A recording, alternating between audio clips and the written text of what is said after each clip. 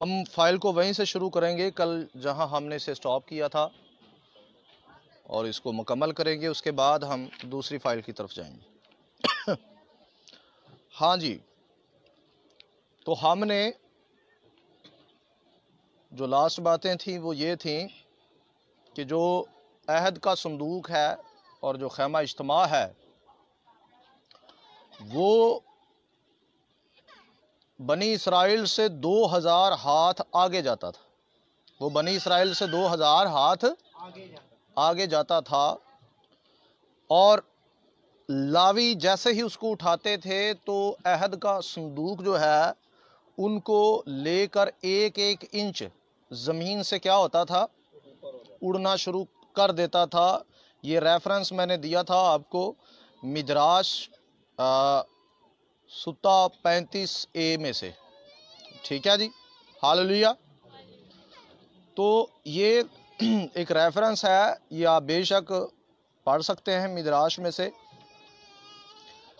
تو عہد کے صندوق اور شکائنہ کے بارے میں جو ہم نے چیزیں پڑھی ہیں اس کے متعلق مزید ہم بہت ساری چیزیں دیکھیں گے، اور اس کو مسیح کے ساتھ جو ہے کمپیئر کریں گے۔ ہاللیلویہ۔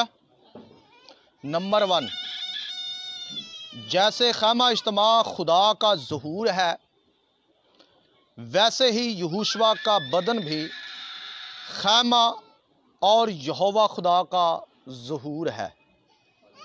ہاللیلویہ۔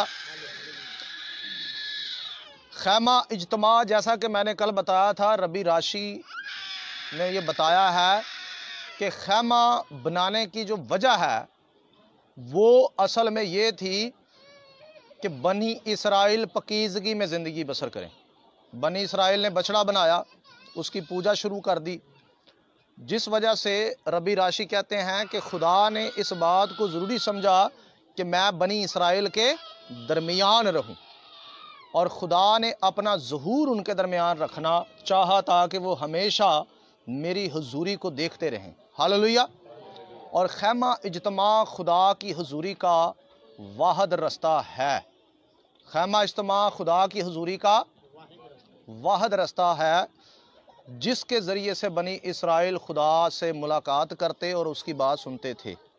چونکہ خیمہ اجتماع ختم ہو گیا، ہیکل بھی کبھی توڑی جاتی اور کبھی بنائی جاتی، تو وہ مسلسل خدا کا ظہور نہیں تھا۔ تو خدا نے ایک مستقل ظہور، ابدی ظہور اختیار کیا، اور وہ ہے یہوشوا ہماشیخ۔ ہاللیلویہ۔ کون؟ اس کے لیے پڑھیں گے یوحنا کی انجیل، اس کا پہلا باب آیت نمبر 14، لکھا ہے اور کلام مجسم ہوا۔ کلام کیا ہوا؟ پہلی بات تو یہ ہے، میں یہی رکوں گا، کون مجسم ہوا؟ آپ سب کی آواز چاہیے، جن کو شک شبہ ہے وہ بے شک بولے ہی نہ، اور جن کو یقین ہے وہ ضرور بولیں۔ ہاللیلویہ۔ کون مجسم ہوا؟ کلام مجسم ہوا ہے، اور ترگوم کے مطابق کلام جو ہے وہ بذات خود یہوہ ہے، وہاں اسے دبار کہا گیا ہے، یہوہ دبار۔ ہاللیلویہ۔ تو میں اکثر اوقات یہ اپنے بہن بھائیوں سے سوال کرتا ہوں، آپ نے ایک بڑی طویل بحث دیکھی ہوگی بچپن سے لے کر اب تک، جو کلیسیاؤں میں اب تک جاری ہے، جو کلیسیاؤں میں، تو میں یہ اکثر سوال کرتا ہوں کہ بھائی مجھے یہ ثابت کر دو کہ بولا ہوا کلمہ خدا کا مجسم ہوا ہے، یہ کیسے ثابت ہوگا؟ متکلم اور کلمے پر لوگ لڑ لڑ کر تھک چکے ہیں، جبکہ نہ تو یہاں متکلم کا اور نہ ہی کلمے کا چکر ہے، یہاں تو ڈائریکٹلی یہوہ کو ہی کلمہ کہا گیا ہے۔ ہاللیلویہ۔ تو بولا ہوا کلمہ مجسم ہوا ہی نہیں، بولا ہوا کلمہ مجسم، آپ کے پاس کیا ثبوت ہے، کیا ایویڈنس ہے کہ بولا ہوا کلمہ مجسم ہوا ہے؟ کوئی بھی مجھے دنیا کا اسکالر اسے ثابت کر کے دے دے۔ کیوں جی؟ کوئی ریفرنس ہے آپ کے پاس؟ جبکہ بائبل مقدس یہوہ کو ڈائریکٹلی کلمہ کہتی ہے، اسے دبار کہتی ہے۔ کیا کہتی ہے؟ تارگوم میں سے بے شمار حوالہ جات میں فیس بک، واٹس ایپ اور آپ سب کو میں دے چکا ہوں کہ یہوہ کو کلمہ بائبل کہتی ہے۔ کس کو کلمہ کہتی ہے؟ ہاللویہ۔ اور یہودیوں کی بہت ساری تفاسیر کے مطابق بھی یہوہ کلمہ ہے۔ یہوہ کیا ہے؟ تو مجسم کون ہوا ہے؟ یہوہ مجسم ہوا ہے۔ تو کیا لکھا ہے جی؟ اور کلام یعنی کلمہ مجسم ہوا، یعنی اس نے کیا لیا؟ جسم لیا، اور فضل اور سچائی سے معمور ہو کر ہمارے درمیان رہا، اور ہم نے اس کا ایسا جلال دیکھا جیسا باپ کے اکلوتے کا جلال۔ اس پر میرے خیال ہے کہ آج سے 2 سال پہلے میں نے ایک عید خیام میں بتایا تھا کہ اکلوتے سے مراد یہاں کیا ہے۔ اکلوتے سے مراد یہاں اکثر اوقات جب اس آیت کی انٹرپریٹیشن کی جاتی ہے تو یہ بتایا جاتا ہے کہ جی یہاں اکلوتے سے مراد یسوع المسیح ہے، جبکہ یہ غلط ہے، ایسا نہیں ہے۔ اکلوتے سے مراد یہاں پر بیابانی خیمہ ہے، خیمہ اجتماع ہے۔ وہ بھلا کیسے؟ یہ گتھی کیسے سلجھے گی جب آپ اس آیت کو ایک تو اصل متن میں دیکھیں گے، دوسرا جب آپ اس آیت کو سیاق و سباق بائبل کے سیاق و سباق سے دیکھیں گے۔ وہ ابھی میں آپ کو سمجھا دیتا ہوں۔ وہ ایسے، اس کا ٹھیک ترجمہ خیمہ زن ہونا ہے، درمیان رہا نہیں ہے۔ یہاں جو ترجمہ ہے نا درمیان رہا، اس کا ٹھیک ترجمہ کیا ہے؟ خیمہ زن ہونا یا خیمہ لگانا ہے۔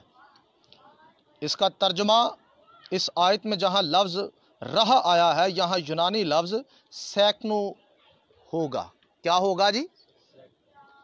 تو اصل میں یہاں ترجمہ ہے کہ وہ ہمارے درمیان خیمہ بنا۔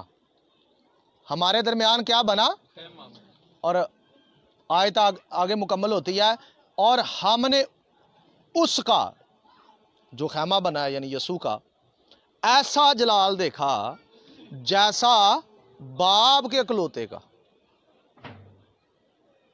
اب یسوع کو کسی کے ساتھ کیا کیا جا رہا ہے؟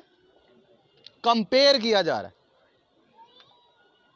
کسی کے ساتھ کیا کیا جا رہا ہے؟ کمپیئر کیا جا رہا ہے۔ مجھے کبھی بھی آپ مجھ سے کمپیئر نہیں کریں گے۔ کمپیئر کرنے کے لیے آپ کو مجھ جیسا کوئی چاہیے۔ میری بات کو سمجھ رہے ہیں آپ؟ تو یہوشوا کو کسی اور خیمے کے ساتھ کمپیئر کیا جا رہا ہے۔ اس کو پہلے یوحنا خیمہ کہتا ہے، یوحنا رسول اسے کیا کہتے ہیں؟ یہوشوا کو پہلے خیمہ کہتے ہیں، پھر اس خیمے کو کسی اکلوتے خیمے کے ساتھ کیا کرتے ہیں؟ کمپیئر کرتے ہیں۔ ہاللویہ۔ اور یہ جو خیمہ ہے، جو اکلوتا ہے، یہ بیابان میں صرف یہوہ کا ہی تھا۔ اکلوتے سے مراد کیا ہوتا ہے؟ اکیلا اکیلا، ایک ہی۔ تو بیابان میں جتنے بھی خیمے تھے، یہوہ جیسا کوئی خیمہ تھا؟